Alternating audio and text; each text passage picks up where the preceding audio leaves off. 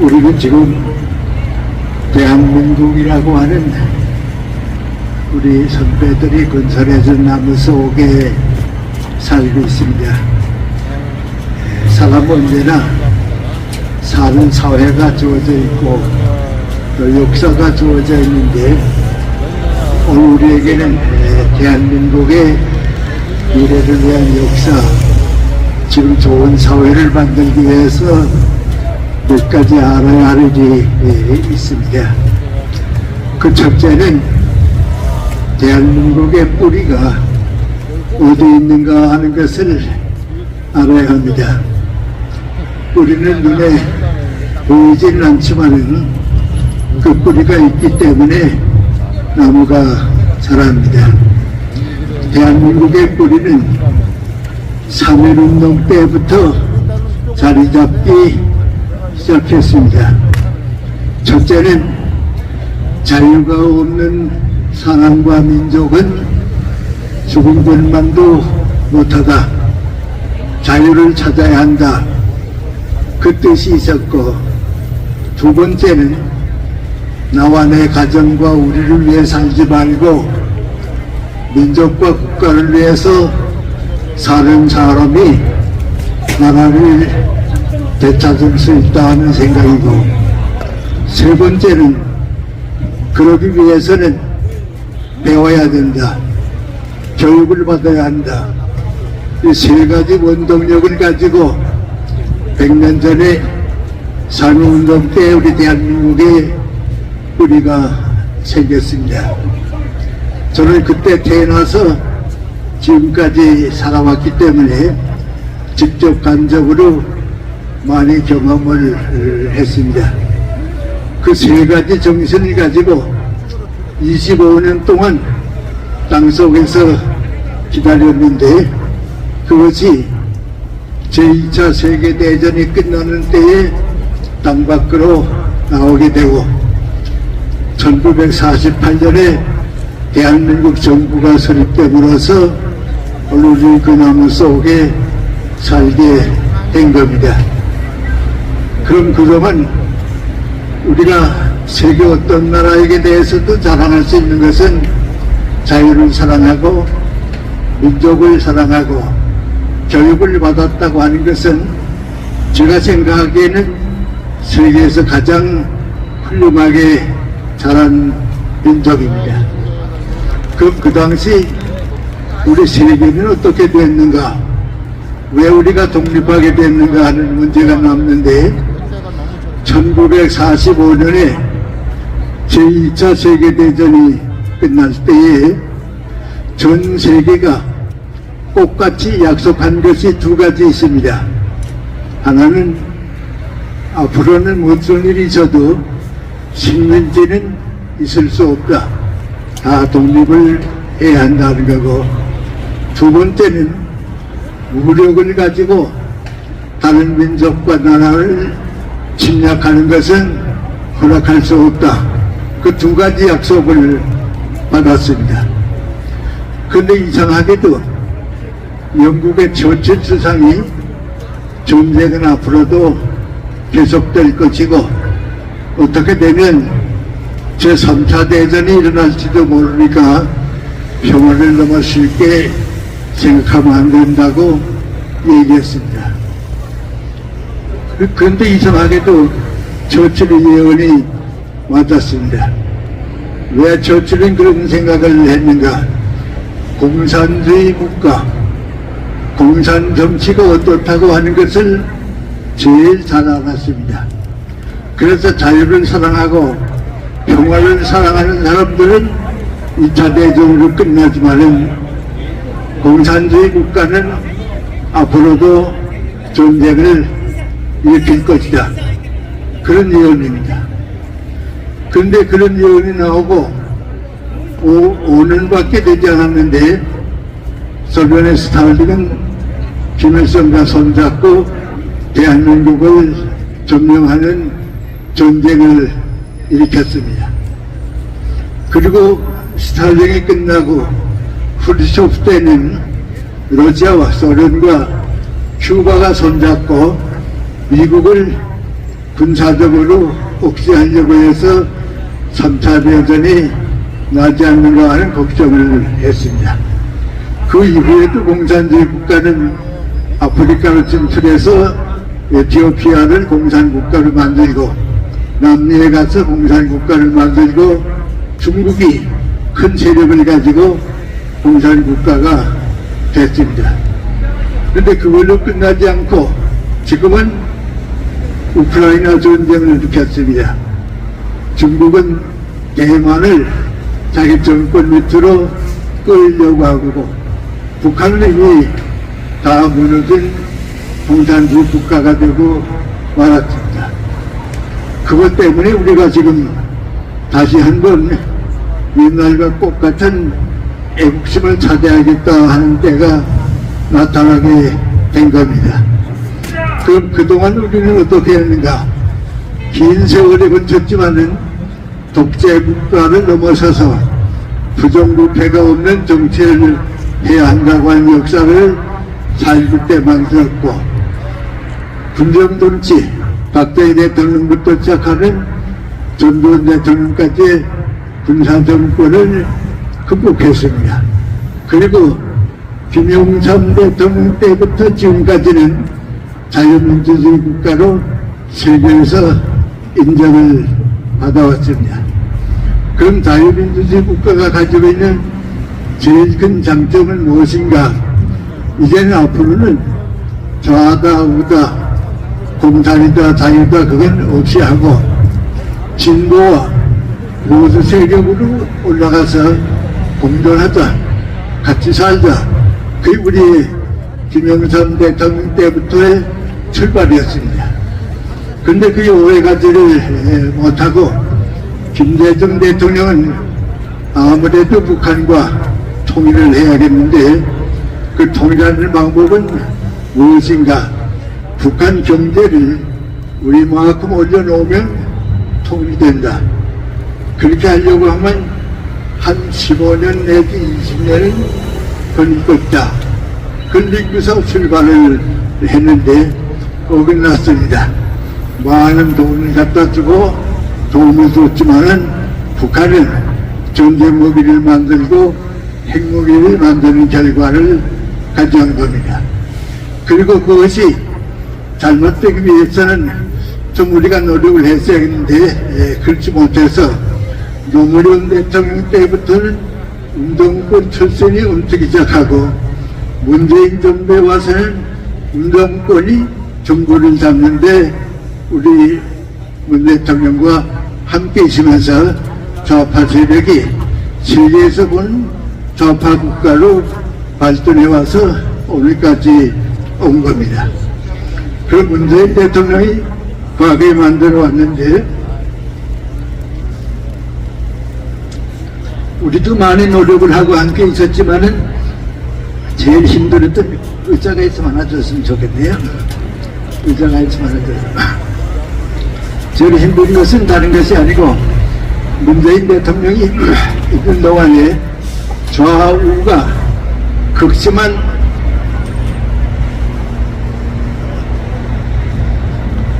죄송합니다. 다시 계속하겠습니다. 좌우가 분열되는 극심한 분열을 만들었습니다. 대통령 자신은 통합이 가장 소중한 과제라고 얘기는 하면서 출발할 때도 그러고 끝날 때도 그랬습니다만은 적폐청산이라고 하는 이름 때문에 다시 합하기 어려울 정도로 민족을 분열시켰습니다. 그렇게 된 데는 경제적으로 모든 선진국가가 택하는 길을 택하지 않고 120년 전에 공산주의 국가들이 택하는 경제정책을 끌어들이니까 경제가 과거로 돌아갈 수밖에 없었습니다. 그래서 대만보다도 앞서 있던 우리 경제가 지금은 대만보다도 뒤지게 되는 불행한 결과를 만들었습니다. 두 번째는 정치인데 정치는 정의란 무엇인가 하는 생각이 가장 중요합니다. 그걸로 이제 법치국가가 되는데 우리 문재인 대통령이 생각한 정의란 무엇인가? 그것은 권력을 가지고 평등사회를 만드는 것이 정의다. 그 방향을 택했습니다. 그렇게 되게 되면 자유가 없어집니다. 인간의 소망이 없어지게 됩니다. 그러니까 정권을 유지하기 위해서 모든 수단 방법을 가리지 않는 동안에 정직함을 잃어버렸습니다.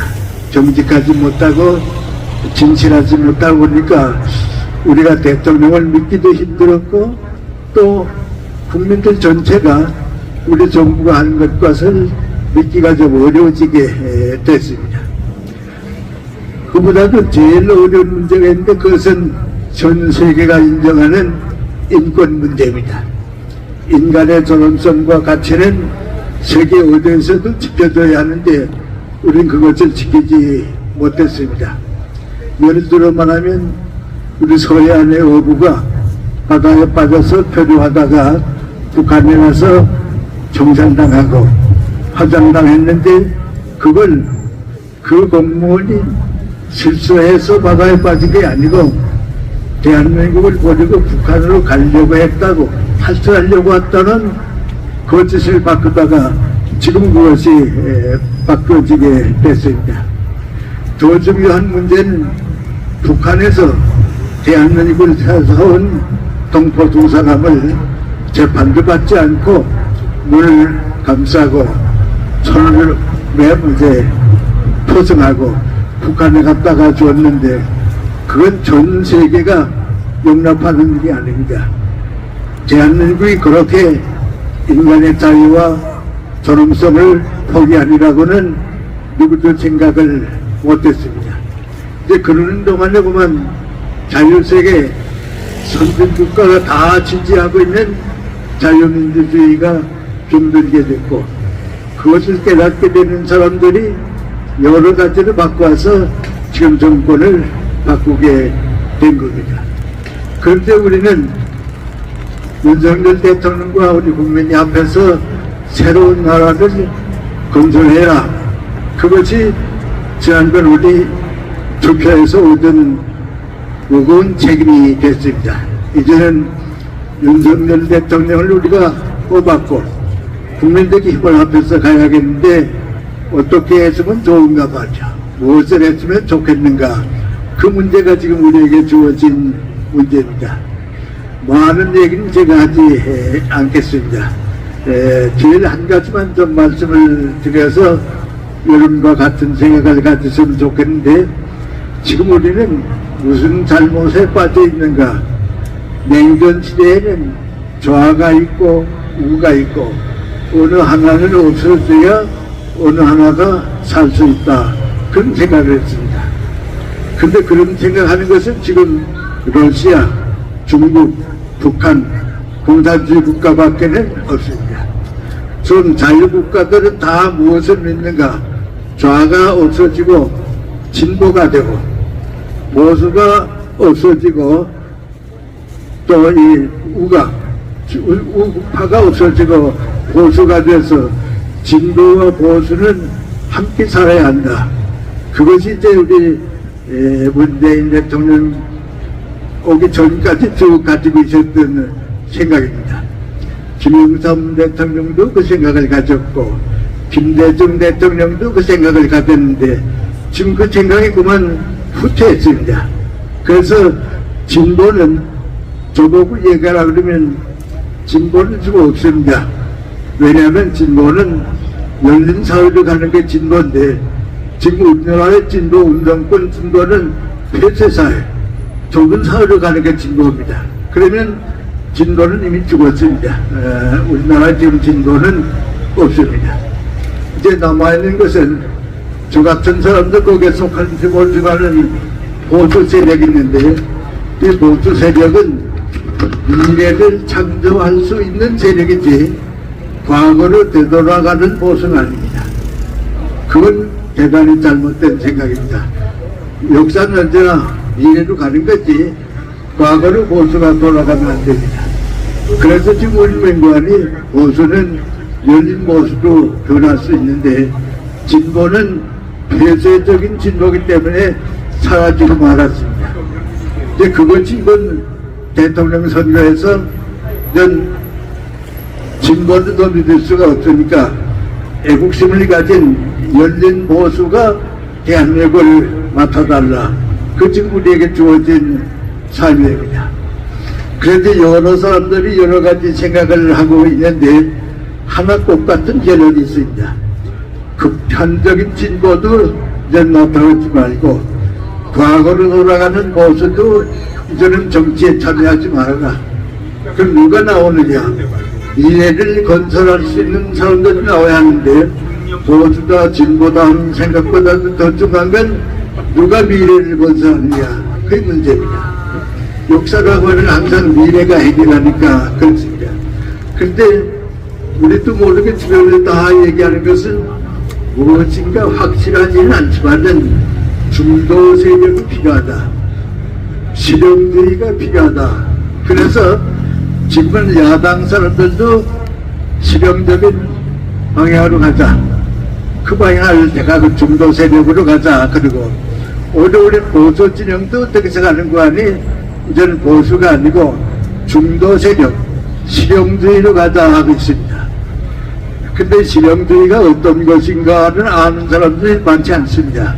오늘 제가 여러분한테 좀 결론적으로 말씀드리고 싶은 건 바로 그겁니다. 그 지금 나까지 포함해서 정치하는 모든 사람들에게 우리가 원하는 건 뭐 아닌 가장된 진보, 과거로 돌아가는 진보는 좀 나오지 마라. 국회의원도 나오지 말고 무대에서 사라져라. 필요 없다.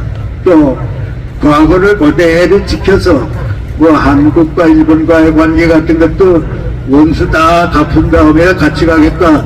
그런 보수는 나오지 말아라 말이죠. 중도 세력을 가지고 실용주의로 가자 하는 건데 실용주의는 두 가지로 이루어지는 겁니다. 첫째는 맹관이 자유로 이루어지는 겁니다. 두 번째는 맹관이 인간애로 이루어지는 겁니다. 지금 우리가 새로운 정치를 시작하자 하는 것은 선한 자유, 악한 자유는 없습니다. 윤리와 도덕을 가진 자유주의자가 차지하자. 그래서 실용주의 세상을 열어가자 그겁니다.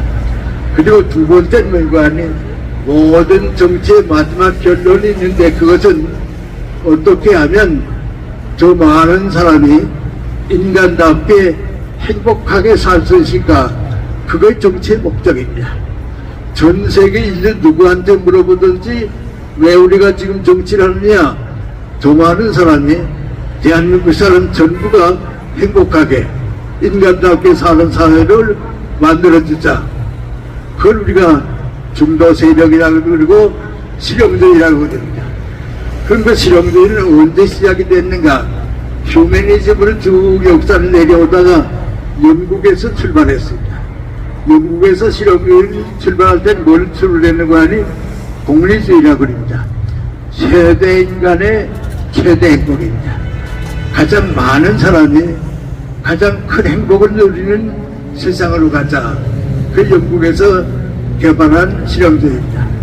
그럼 가장 많은 사람이 가장 큰 행복을 누리기 위해서 영국 사회가 남겨준 게 무엇인가? 의회민주주의입니다. 그 다음부터 정치는 민주주의 이상은 없습니다. 민주주의가 정치의 최고입니다. 지금 우리도 그렇고 세계가 다 그렇습니다. 그런데 그 민주주의는 누가 가지는가? 자유의 가치를 아는 사람이 가지게 되어 있습니다.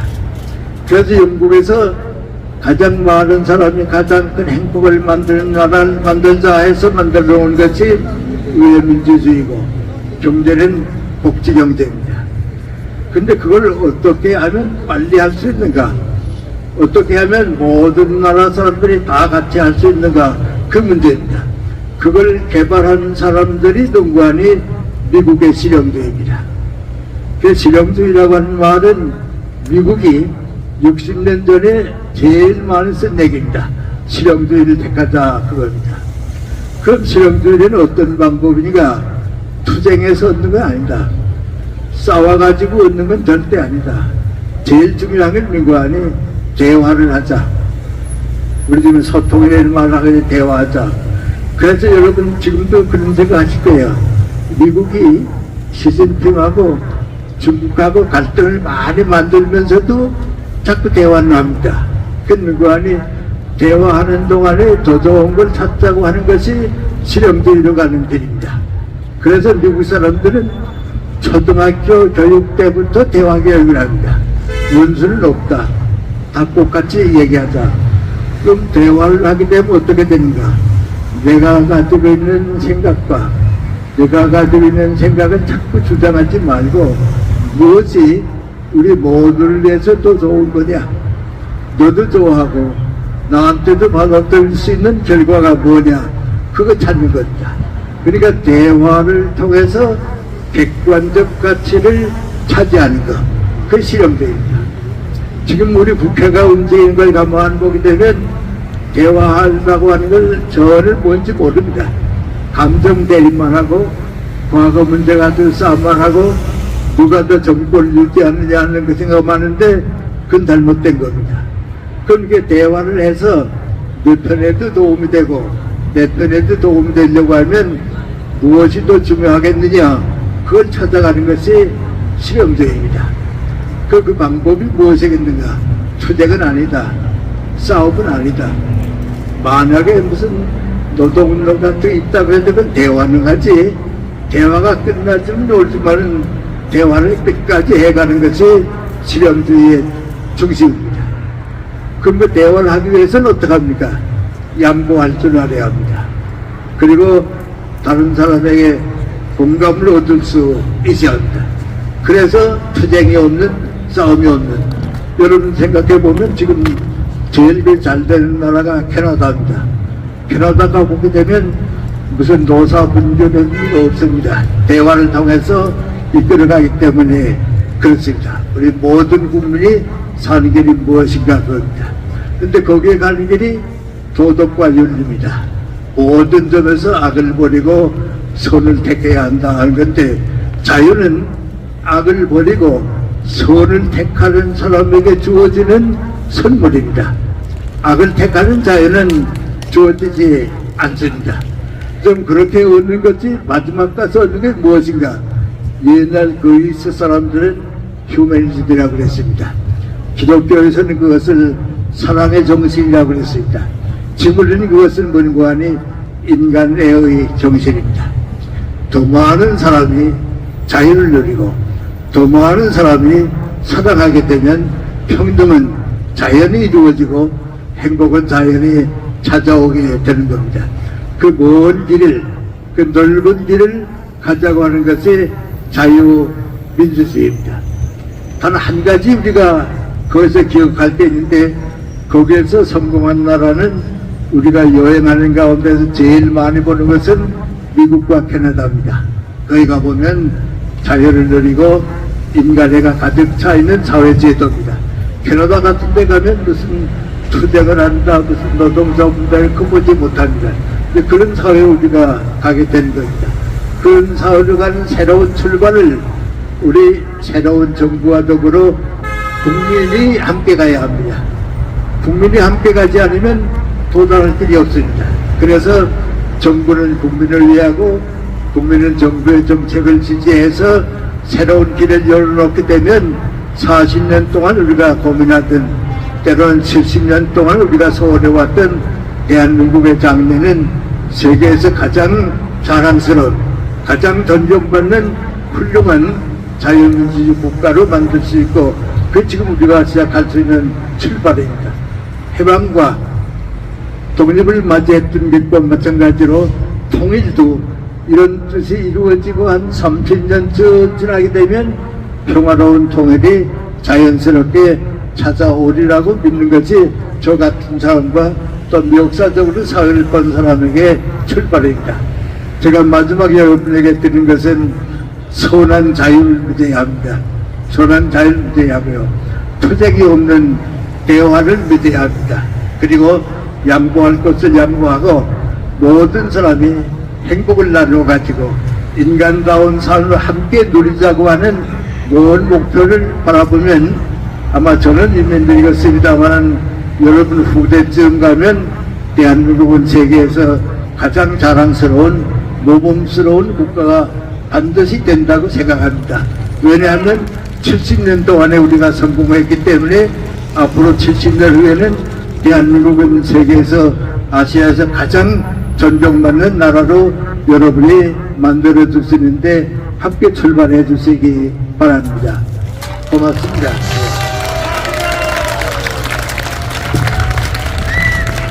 네, 감사합니다. 정말 자유 대한민국의 역사와 우리가 나아갈 길에 대해서 알려주셨는데요. 제가 내려가시는 동안에 다시 한번 뜨거운 큰 박수 부탁드리겠습니다.